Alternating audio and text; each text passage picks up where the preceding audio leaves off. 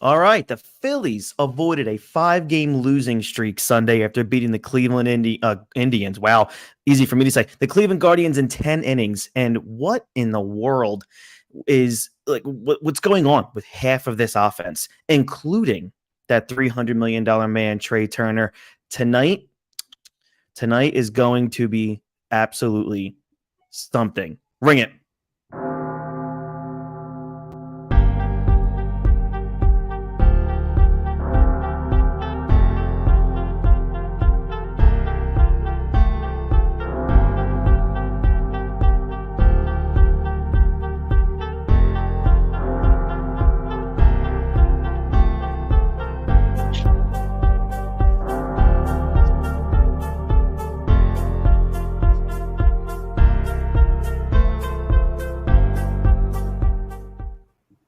All right, welcome to Ring the Bell, a Phillies podcast brought to you all by Manscaped. Head over to manscaped.com and use our code baseball20 for 20% off plus free worldwide shipping. All right, what's going on? We have a full house here tonight, and by that I mean Dean is actually here. Dean, Jason, what's going on, gentlemen? I missed 1 week, and I'm finally back. Come on. That's funny. So yeah, welcome, Dean, everyone, to the streaming world of Ring the Bell. This is super exciting. Week 1. Thank you guys so much who listened in and also who downloaded the show in podcast form. Again, let me remind people, because I had questions and I said, listen to the podcast and listen to the show to find out what I'm talking about. And that is, I record this. This gets sent out everywhere. As right now, we are live on Facebook. We're live on Twitter. We're live on YouTube. So head over to YouTube and type in Ring the Bell Phillies podcast. It'll come right here as we're live streaming this. Same thing with Twitter and Facebook. Find me on Twitter at ChrisDFan3. And if you it's X now. Oh, it's X? Yeah, they're changing the name to X. Like at any moment, it's going to happen. Oh, okay. So it's just going to be what, X.com? Sure. I'm sure that'll be fun when people type in X.com and see what comes up. The default traits we're on that usually go. Oh, man. So yeah, check us out. We're live streaming. But after this show is done, I will automatically download it, and then I will do the normal and set it up, edit it, and throw it out there in the audio world. If you guys, for those who like to listen in your car or at home or whatever. But nonetheless, also, if you have a comment, if you join the crowd here, the comment box was very active last week. So that was a lot of fun. Join the show, answer your opinions, have a question. I'll get you up on the screen as long as it's family friendly, of course. Unfortunately, Jason had to sell his piano, so there will be no music played today. So that's a shame. But look, let's kind of dive into this. All right, this show isn't going to be for the faint of heart when it comes to my opinions on the Phillies. This show isn't, or maybe it will be. For the shills of this Phillies team and some of its players, because there's so many fans out there who care more about the certain players on the team than the overall success of the Philadelphia Phillies. And that's I want to kind of go at some of the players here that are really hurting this team and the overall scope of what's going on here. But before I get to the Trea Turners and the Kyle Schwarbers, specifically Trea Turner, I do want to talk about the Phillies defense. The Phillies currently have a fielding percentage of .986, which is below the league average. They've committed 49 errors, which is below the league average, which is decent. However, MLB scoring system has been quite favorable towards the Phillies defense on at least 5 to 10 occasions this year. What I mean by that is there have been some rolled base hits that were clearly errors. See Trea Turner on Friday night. They've got 838 defensive assists, which is the bottom 9 in baseball. They've completed 67 double plays, which is bottom 4 in baseball. Their RTOT is -11, where the league average is 2. So RTOT is a total zone, total runs above average, which is a number of runs above or below the team was worth based on the number of plays made. It's a pretty important defensive metric.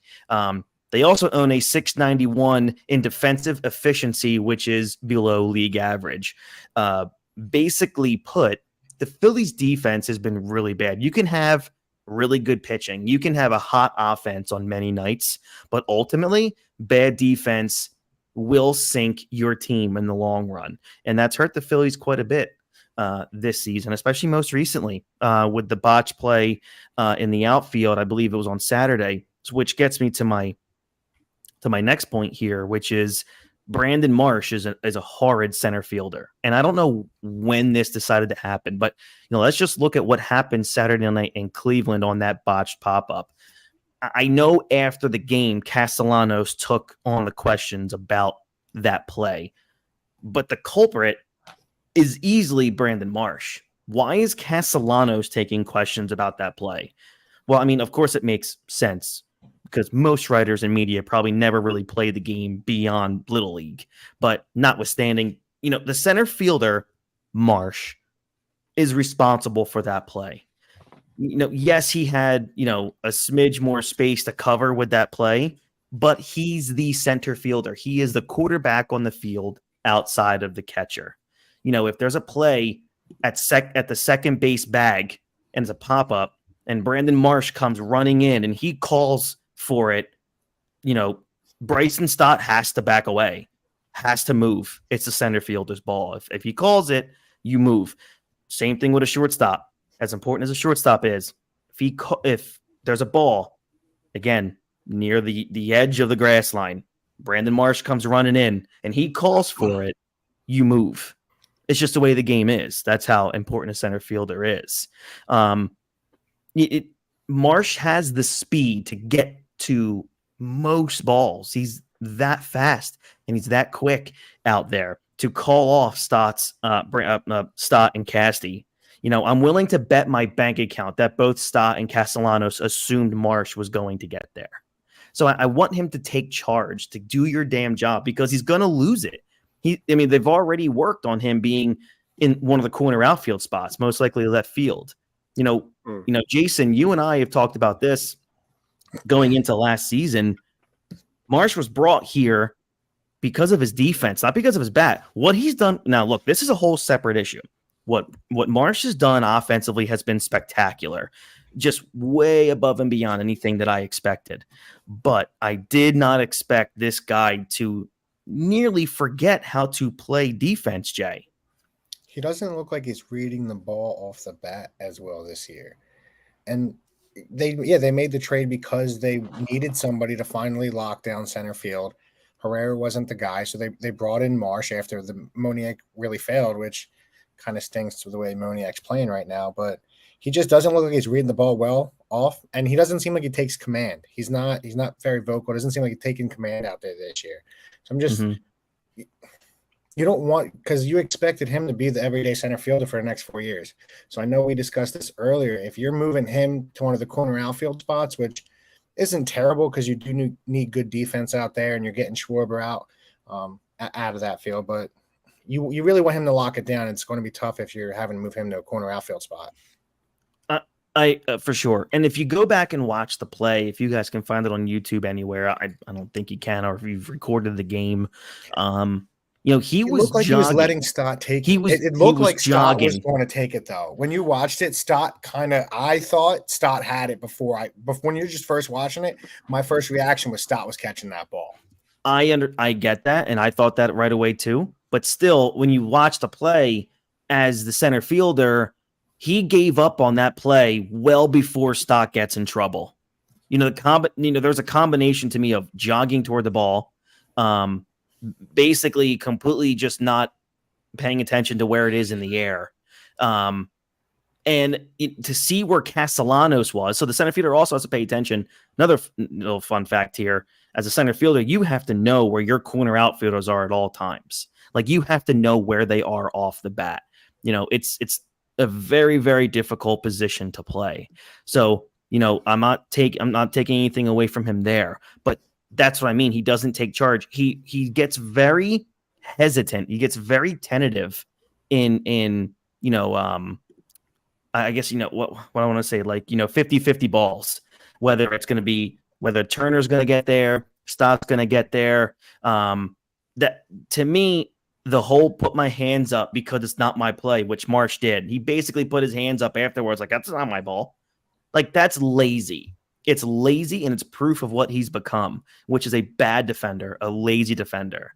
And I'm tired of this tentativeness. You cannot play center field in Major League Baseball if you're going to be tentative. You just can't do it. You're going to get yourself benched. You're going to get yourself hurt. And you're going to get other people hurt too.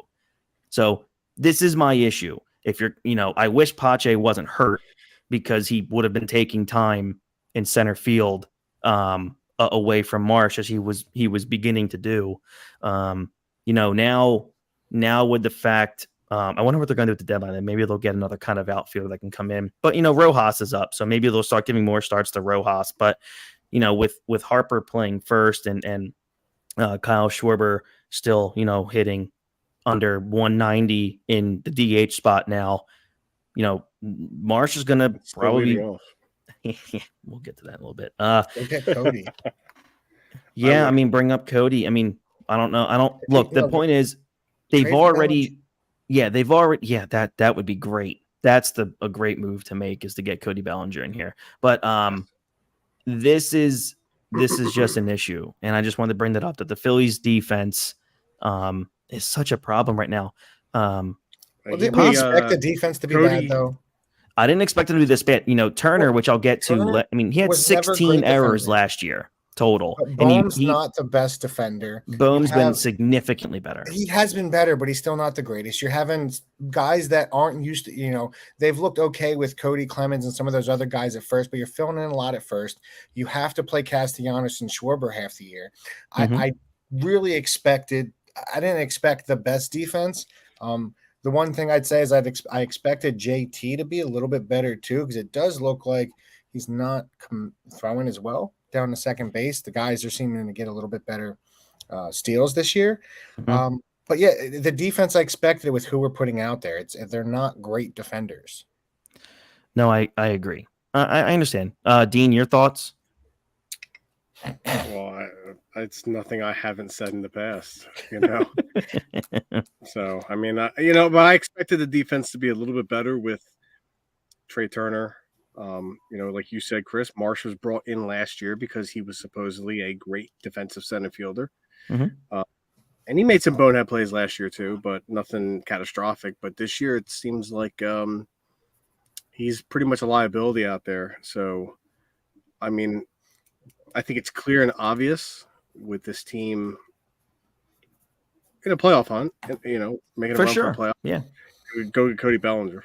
So I'm a Cody Bellinger guy, man. But we talked about it earlier, and Jay was giving us crap for it because we didn't want him. But he's struggled the past 3 years after winning the MVP. So bad. Yes. Yeah. So, but he was always great defensively. Mm-hmm.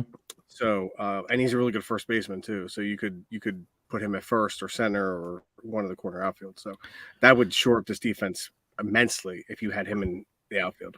I will say, Bryce Harper is probably the best defensive first baseman we've had in years. He's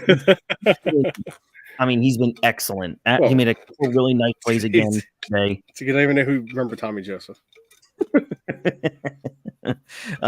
So Harper's been spectacular at first base. To kind of get into something really positive real quick is, he's showing again just how great of an athlete that he is, that he can just pick up a brand new position like he is. And look, to be kind of frank here, I think, and I heard Tom McCarthy, the broadcaster, mention it during the game, that the Phillies should really think about first base being the long-term, full-time position moving forward for Bryce Harper.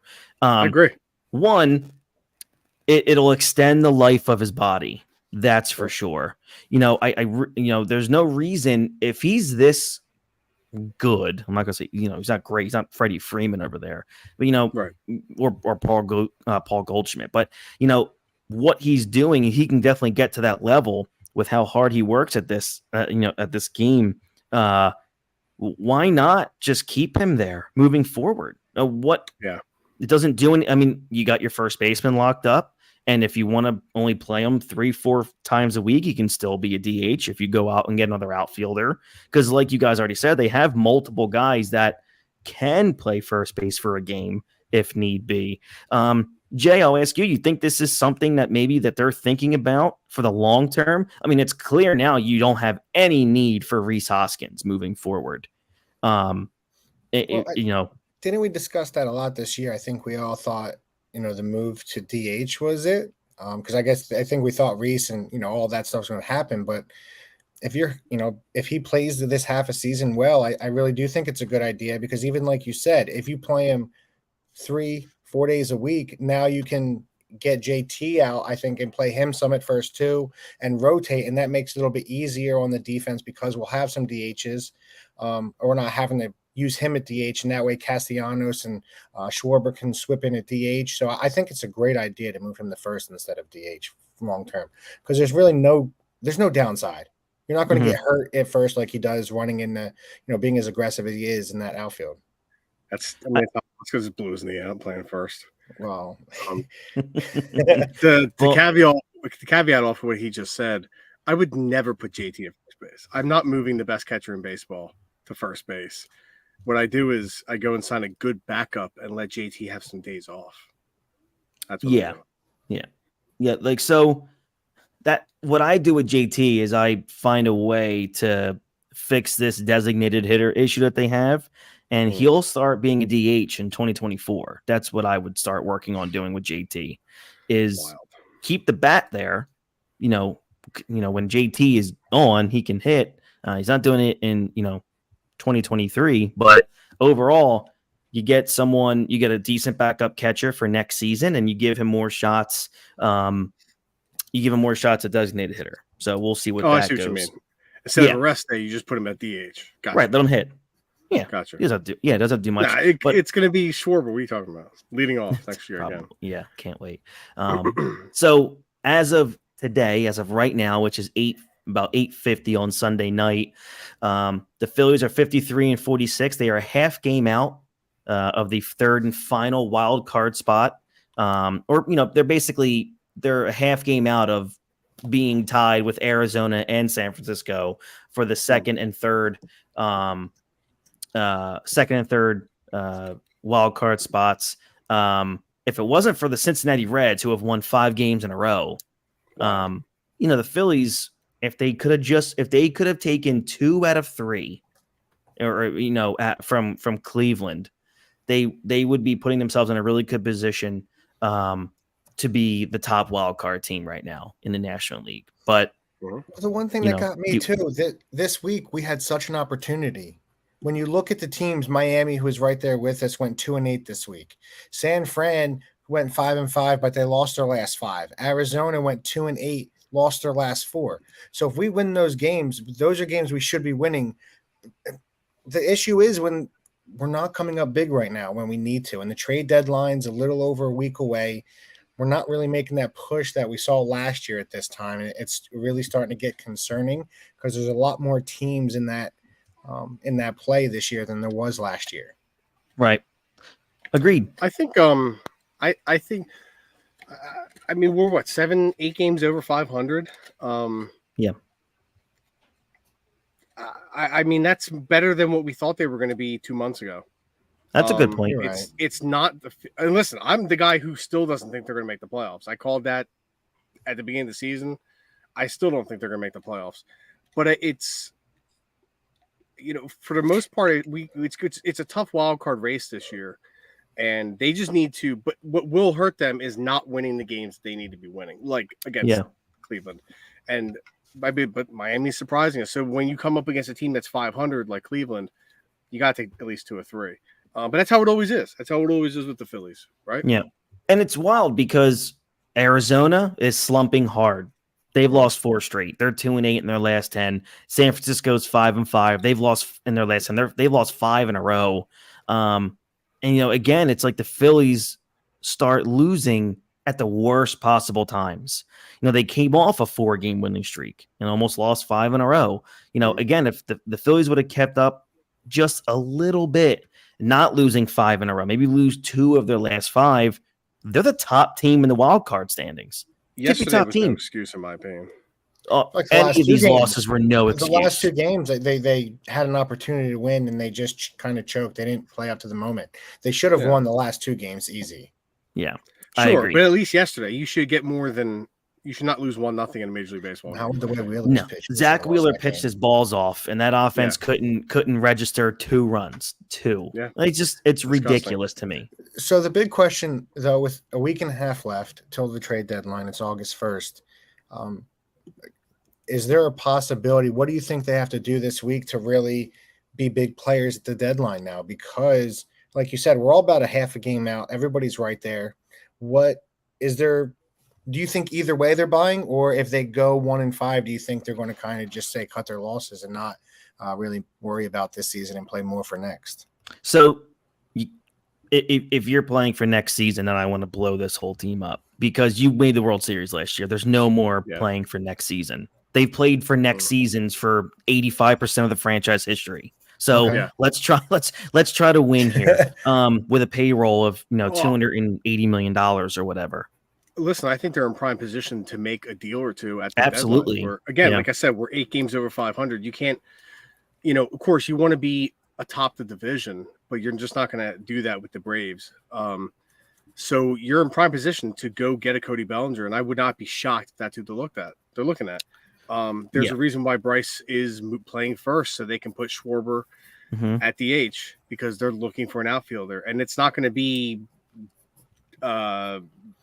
what's his face, Conforto, from the Giants. It's going to be a guy like a Cody Bellinger who is playing for the Cubs, who are not going to make the playoffs. I agree with the point. And I would trade everything you can to get him. This is it. This has to be the last year of this experiment. You can't keep maybe it'll be next year. This is it. You're in prime position to make the playoffs. Cody Bellinger, I think, puts you ahead of those other teams ahead of you. If they're, obviously the rest of the team has to deliver. But that's it. If you don't make the playoffs this year, it's just going to blow it up. I still think you have to think about the future too, though, because you're most likely losing Nola after the season. The best chip you have to move now is Abel, because Painter's going to miss next year, so nobody's really going to trade for him. And Abel hasn't been pitching well. He hasn't now, but you also need him really to come up next year because he's like 22, 23. Right. That's about time to bring him up. So you can't really move him because you really need him for next season unless you're really not worrying about it, and you're saying let's just go all out. And then I think it puts you in worse position for the next year or two, where I still think this team has about 2 or 3 years left of prime. I don't want to get rid of some of the guys that we're going to need next season. Well, hopefully this year. So these guys are clearly not in their prime anymore. It's clear that these guys are on the decline. So you have to go all in this year. If you don't make the World Series last year, different story. You made the World Series last year. Yeah. Now, your goal is to get back there again this year. Yep. And if it doesn't work, then you blow it up. Yeah, like the goal's been set. When you make the World Series last season, you're telling the league now, and then you go out and you get Trea Turner. You're telling the league, all right, we're here now. Like, we're here. Kimbrel. Yeah, and a guy like Kimbrel, who today blew his first save in what seems like God knows how long. This season. No. I think it's been 17 appearances, right? I thought they said it was this season that he just blew his first save of the season. I'll have to go check, but still, that's incredible. He's been absolutely amazing. So I'm not going to take anything away from him there. Yeah, but he's been great for us. Yeah, that kind of goes into the main part of my show here, where I'm going to get a little heated. I'm going to get very angry about this. It's my favorite version of Chris. Look. This is where I'm at now. And I'm kind of going to go against kind of what Jay and I have talked about and what Jay does say. It worked for Castellanos for half of the year this year so far. Right before the All-Star break and post All-Star break, Casty has looked like last year's Castellanos. Trea Turner, who has a history of being a very good hitter, at least between 285 and like 310, is hitting 246. He's got a 298 on base percentage and a 387 slugging, 685 OPS. And then I keep hearing the words out of media and other people like, oh, it's such a confusing season. Like, this is not him. Here's my bleeping thing here. He's 30. Okay. He's not 26. What if this is now Trea Turner? Maybe not 246 with a 295 on base percentage. Maybe this is around about what he is going to be. Shortstops don't just get better with age. Okay. And he's already a defensive, he's a average to below average defensive shortstop.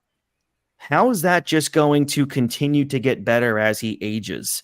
You know, there's only one, Derek Jeter, right? There's only, one. I mean, A-Rod was so good for so long, but those are, generational players. Trea Turner's not a generational player. So why do I have to sit here and like what Jason says sometimes? Well, I look at the pattern of a player. The problem is maybe this is a new pattern.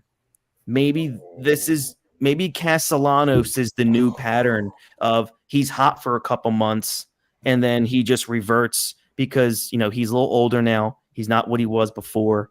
And big points for both of these guys. They both got paid. Yeah.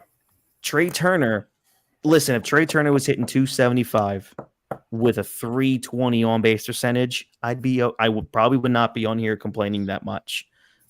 But your number 2 hitter, your starting shortstop, your guy that's going to be making $30 million a year for the next 77 years is hitting 246 under 300 on base percentage, and his defense is declined even worse than last year, which was his worst season up until this point. Maybe this is who they are. The Phillies have a roster with a couple guys that are now in their 30s making a lot of money for a long time, and there's nobody in the system to repair this. So we're almost back in the same spot that we were from 2010 to 3 years ago, 2-3 years ago. I'm tired of this. I'm tired of getting excited for signing stars, and then they come here and then they're 30 or they're 31. And it's like, JT is going to be 33. He's clearly declining as an offensive player. So this is where I'm angry, and it leads with Trea Turner. I'm all over the place because I have things popping up in my head. I don't script this shit. So this is what happens. When it comes to Trea Turner, I think we bought a hack. We bought someone who turned into an absolute hack. And I think it's because he got paid. And look, God bless the guy, man. $300 million. You have generational wealth for probably longer than how this world's going to last. So to me, I look at his body language. It's a suck-ass body language. His approach to the plate, I think, is actually worse than what Castellanos looked like last year, because I think Castellanos was hurt last year for a while. Yeah. But he's still now going back to what he did last season, and he's not hurt, that as far as we all know. I think the Phillies have a big, big, big problem in this bubble of the next 2 years or so, because you're going to have a 34-year-old catcher making $23 million. You have going to be 32, 33-year-old shortstop making $30 million. You have Schwarber still clogging up over $20 million. Harper's Harper's now going to probably end the season with 6 home runs, and he's going to be making $28 million. You need a new pitcher because Nola's probably gone. Good. This is a problem. This is why I'm saying, and Dean, you're kind of right. You got to buy right now, or you got to do both. You got to be sellers and you got to be buyers. I don't know what's going to happen in the next couple of years, but I think we're going to get to a point where we're going to have a lot of older guys who cannot be moved. Turner can't be moved. Harper can't be moved. Castellanos, who's going to trade for the contract right now? Yeah. Am I overdoing this as a team that's probably, I'm assuming, going to make the playoffs? But still, I think there's so many deeper problems with this franchise as it's currently constructed, if you look ahead. No, I completely agree with you. The good thing about JT is he's only got 2 years left on his deal. Right. So after 2025, he can. Garrett they're Stubbs probably will be gonna the starting catcher. I'd be shocked if JT was still. I mean, listen, I love JT. He's he's the best catcher in baseball. But oh man, Uga Turbina. Sorry, that caught me off guard. I was not expecting Uga Turbina comment tonight. But that's something that I was really kind of had some trepidation about with Trea Turner. Like, we're just going to rack up these decade-long contracts, guys making a ton of money, and they're immovable contracts too. I mean, sure, you can always go to the guy and be like, listen, we can't, we want to move you. We'll trade you anywhere you want to go, because there's no real thing as a no trade clause. You know what I mean? Like, you can waive your no trade clause to go somewhere, right? Mm-hmm. So, but I just think the Harper deal was fine, right? Because I think he's delivered, for the most part.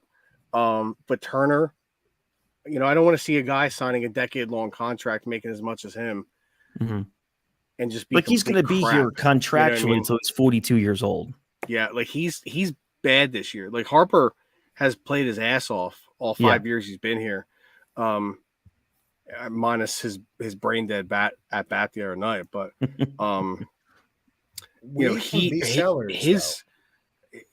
but how much do you become sellers? No, because we're in the playoff hunt. We're like, effectively we are. You have to. They have to look at it that they. Sell.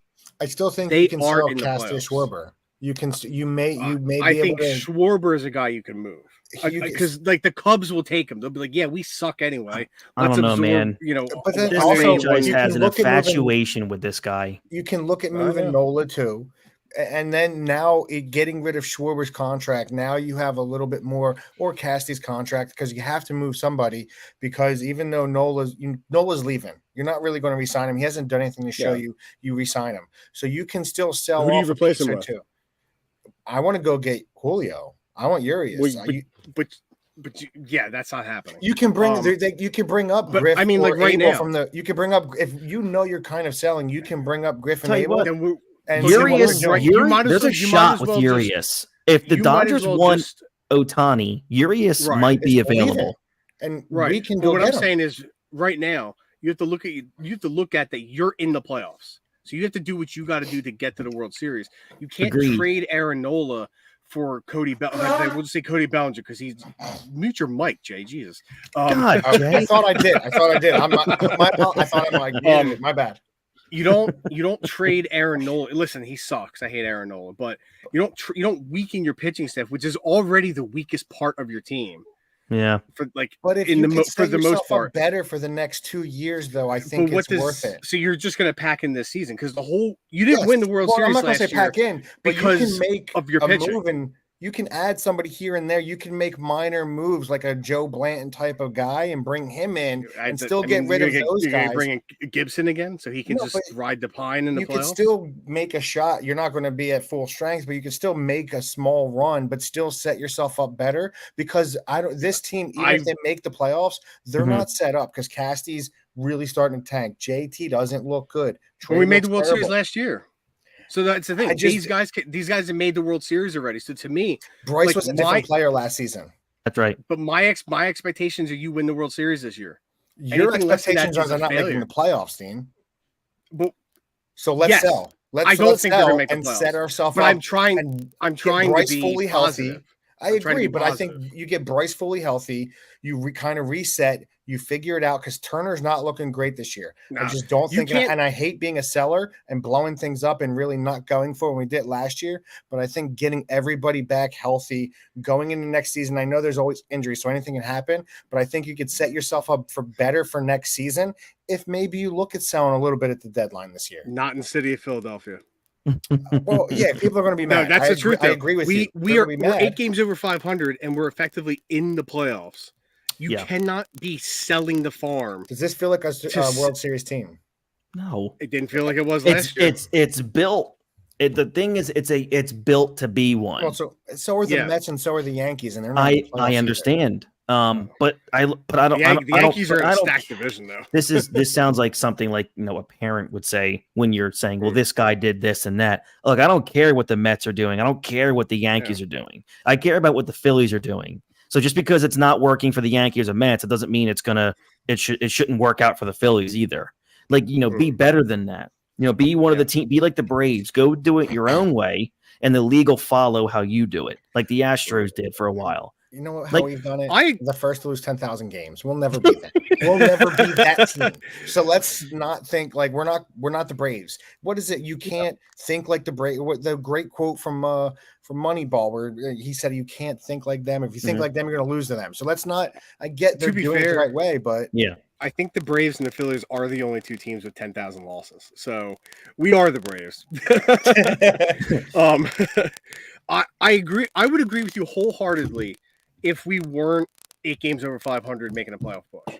If we were 8 games under 500, I would totally be like, blow this damn team up. Keep Harper, Stott, Bohm, and like JT. Okay. And I would trade everybody else. The last I would just 30 blow the days, team up. Castellanos is batting 202, Schwarber 186, JT 211, Trea Turner 265. Last month, Cassie's batting 175. I have this on MLB.com, the Phillies. It says last 30 days he's batting 202. Yeah, I have it here. 176 with a 202 on base percentage. How many games? 22 games. Okay, so this has the last 24. So that'll be why. 2 different games. Okay. But even Bryce Harper, 277, but he's got 1 home run. So a lot of this team's just not. I get it. In a week, we could be a totally different podcast, rainbows and sunshines, and be buyers and be trying to go after Ohtani next week. It could change. Well, but so right we're not now, getting Ohtani. Well, who are you going to trade for Ohtani? John Middleton stake in the franchise? Like that's what it'll take to get Shohei Ohtani here. Like that's the Baltimore Orioles, again, have like 8 of the top 10 prospects in baseball. Like, that's a team that can come right in and do whatever they want for Shohei Ohtani. It's probably not going to happen. I think he's still going to be a Dodger. But so, again, you look at the top 2, which the Phillies quite possibly have the worst leadoff hitter and second, 2-hole hitter in baseball. And, when you look at this, and again, I blame this on Topper, right? Kyle Schwarber, right now is hitting, 185, a 310 on base, 436 OPS. 436 slugging, 746 OPS. Turner's hitting 247, a 298 on base, 388 slugging, and a 687 OPS. So I want people to please, including media and some fans who, because Schwarber shows up at Wawa, like I need people to please enlighten me. And I've asked this so many times. I want a baseball person. I want like a Jason Stark, or I want somebody out there who has been part of baseball for so long. I need them to explain to me why Schwarber hitting leadoff, or Schwarber allowed to swing a bat at all right now, is such a good thing. I need to understand the long ball. I understand, but again, he almost has his. And look, we talked about this the other night, Jay. Is that Schwarber has barely double the amount of RBIs that he does home runs.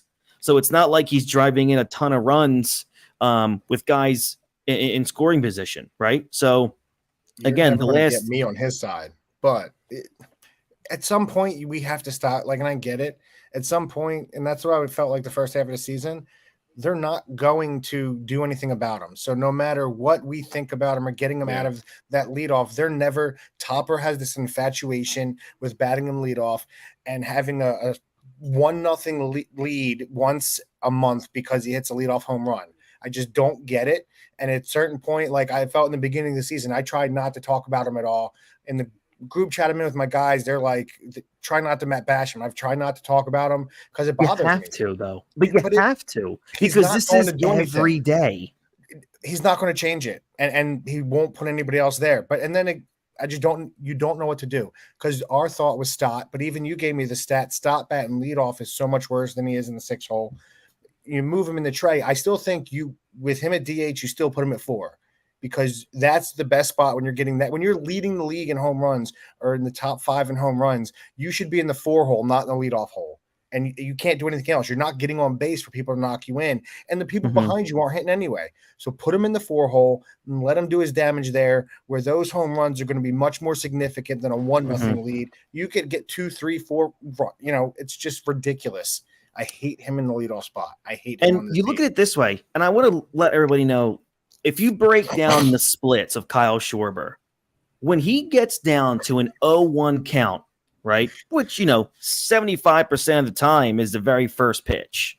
If you get down 0-1, he's hitting .80.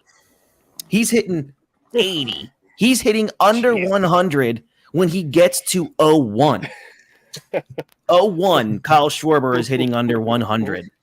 Like, this is where we're at. When he has a 1-1 count, he's hitting .333, greatest player in the history of baseball with a 1-1 count, right? 0-2 count, he's hitting .119. A 1-2 count, 87. A 2-2 count, which is a pretty decent count for a hitter, he's hitting 85. A full count, he's batting a whopping 115. But it's not like he's here. It's just a big issue. And this is another problem why I think Topper sucks as a manager. And I've thought that forever now. He is a moron when it comes to building a batting lineup. Okay. For as long as Trea Turner has been this bad, which is since game 1 of the regular season, you have a guy in Kyle Schwarber who has over 60 walks, 64, 65 walks this year. Means absolutely nothing because you have Trea Turner batting second, just hitting into a double play all the time. It's just an instant double play or a strikeout. So at Jay, I'm going to go to you. And I know we've talked about this before, but as we get deeper into the season now, it's after the All-Star break, we're getting to the trade deadline. We're getting to the part where teams become who they are and find out if this team is a postseason type team. You win. Are they going to be the kind of team, like we said, all season? You don't know who's going to show up from day to day. Are they going to win 5 in a row, then lose 4 in a row? Are they going to go into those stretches where they can have, 8-2 out of 10, 7-3 out of 10, and that's where they start building themselves to get towards a playoff berth? At what point, Jay, do you stop worrying about how much money these guys are making and make the lineup that is going to best help this team succeed offensively moving forward? Because what they've been doing now for a couple months is not working. But what is that lineup? I don't think anybody's looked good in the leadoff hole for this team. Nobody was there and played well. Turner's really not doing anything. To me, Bryce in the 4 holes, that's the worst situation you want because he's your guy that gets on base the most. He's the only one over 400 hitting. And your top 3 is not base. Getting on. Yeah, so him batting 4 doesn't really do anything because he's not hitting for power right now. So if you're thinking about on a scoring runs, you want to score more runs, Bryce should be leadoff. Try to get Stott up there, maybe give him another shot. Marsh is hitting well. And you leave Schwarber in the 4 hole. I just don't see Topper making that move. I felt like a lot of people last year. We lose Jay Screaming. Thank God. Oh. Screaming to change the lineup. And now that, so I just don't see Topper making any drastic moves. I think he's going to run with his guys, and he feels like that type of manager that just runs with his guys. Yeah, and look, we understand that, and why not try Brandon Marsh out at leadoff? Why not? I mean, he's hitting just about 280. He's got a 360 on base percentage. I mean, he is literally double the offensive player of Trea Turner right now, and he's hitting at the bottom of the lineup. I mean, you got to try something because, Jay, what you basically said is, well, fuck it, we'll just keep Schwarber at first until the end of time. You gotta try something. I agree with you. That's what it seems like he's doing, though. But that's what Topper does. I agree. I think everybody agrees with it. But Topper's not going to make a move, and it feels like it's a wasted breath. Okay. it's just bothersome to me because it's still something that has to be talked about. I don't, It has to. because the more this happens, I mean, literally every time the Phillies come up to bat, if all I'm doing is like, well, I mean, he could hit a home run. All right. Well, he doesn't have, 65. He's not hitting 37 home runs. He's not hitting, 250. Like, that's the thing. I keep getting ridiculed online about, what do I expect out of Kyle Schwarber? Well, I'll tell you one thing, 15, 20 years ago, and I know I'm sounding like what are those idiot morons in the world say today, boomers or whatever, right? Those, a lot of Back in fucking my clowns day. that talk about boomers. Oh, back in your day. No, this is, in the 2000s. If you were hitting 180, you're not playing that much. You might not even be If at on the all. roster, if at all. Yeah. But because in Philadelphia, Kyle Schwarber hits long home runs, well, that's why I keep him in the leadoff spot. I mean, he's going to have 200 strikeouts in the leadoff position. It's ridiculous. So why can't I just demand 240 and a 330 on base percentage? That's all I'm asking for. I'm not asking for Ricky Henderson at the top of the order. I'm not asking for Jimmy Rollins. I'm just asking for him to be, above 200. That would be ideal. Once he had Schwarber, He's got 130 strikeouts right now. This franchise, the fan base, Schwarberfest, the fan base lost it for him. Once that happened, he wasn't going to be bad guy again. He got some hokies, that was it. This fan base is, not to get on a rant about the fan base, but like anybody who's got a little nickname about them or Schwarberfest or any of crap, they eat them right up. Eat it right up. Like anybody, like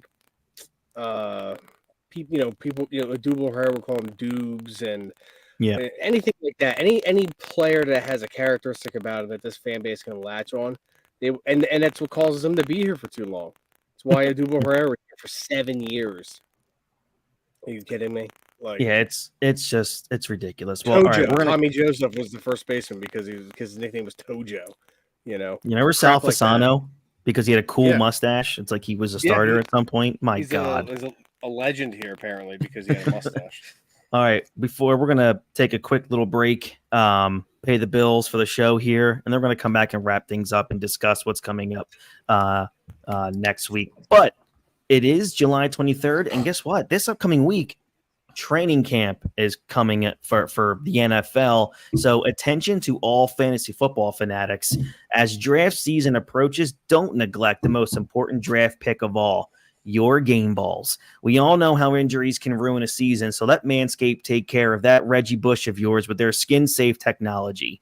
This should guarantee you have a smooth ride into the playoffs. The leaders in below-the-waist grooming have created a championship lineup with the Performance Package 4.0, and it's time for you to do the same.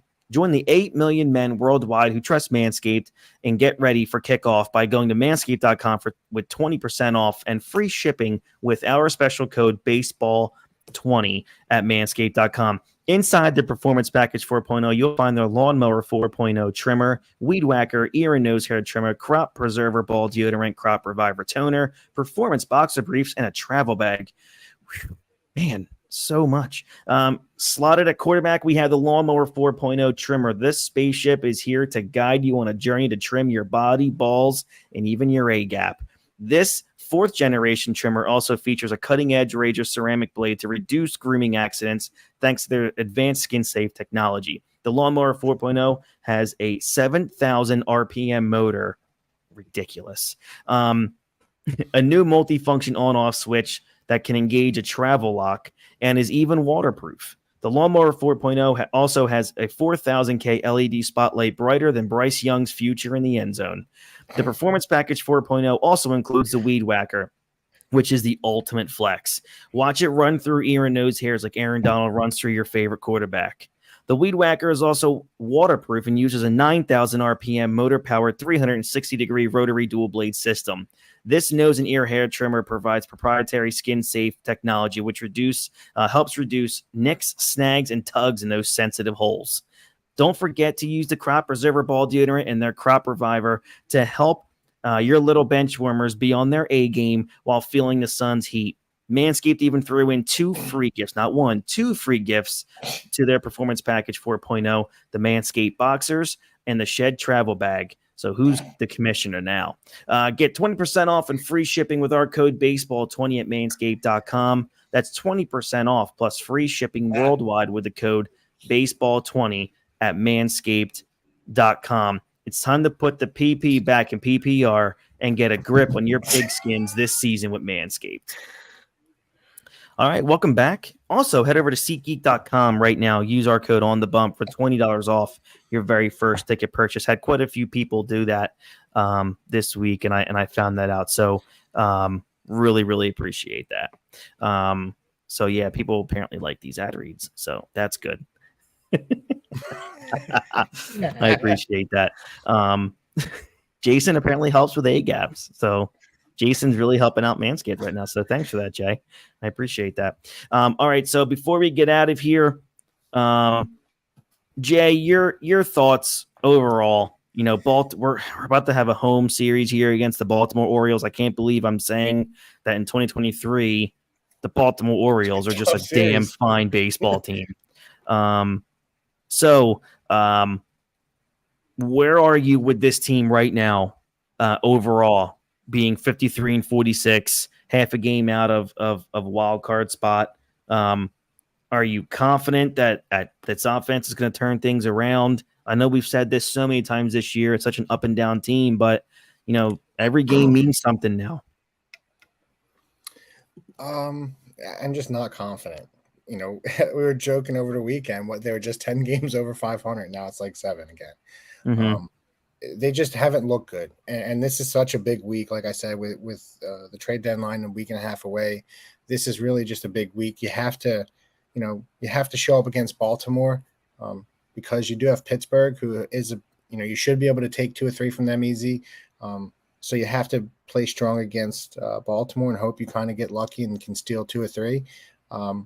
But I don't see it. I'm starting to feel more like Dean and get a little bit more negative about this season, and kind of the lights dimming on me. All right, Dean. I think they'll drop 2 games to the Orioles. Okay. I would probably believe that.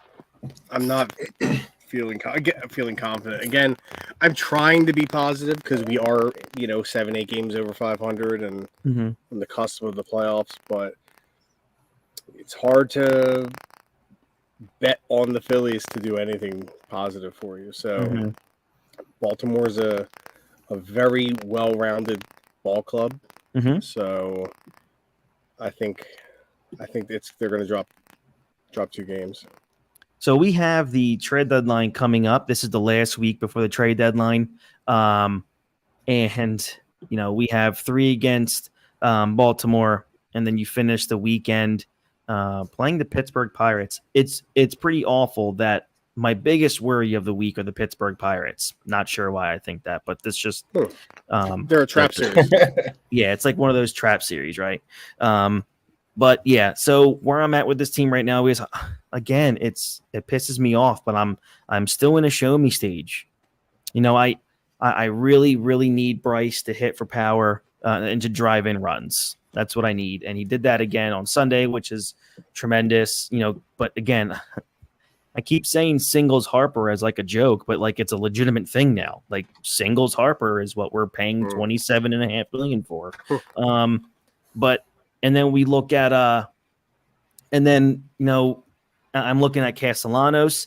I don't know what's going to happen there. And then you look at Schwarber and Turner is my biggest focus and worry. And that's where I'm at right now when it comes to this roster, is what's going to happen for the rest of the season with those top 2. I'm not worried about Marsh. I'm not worried about Stott.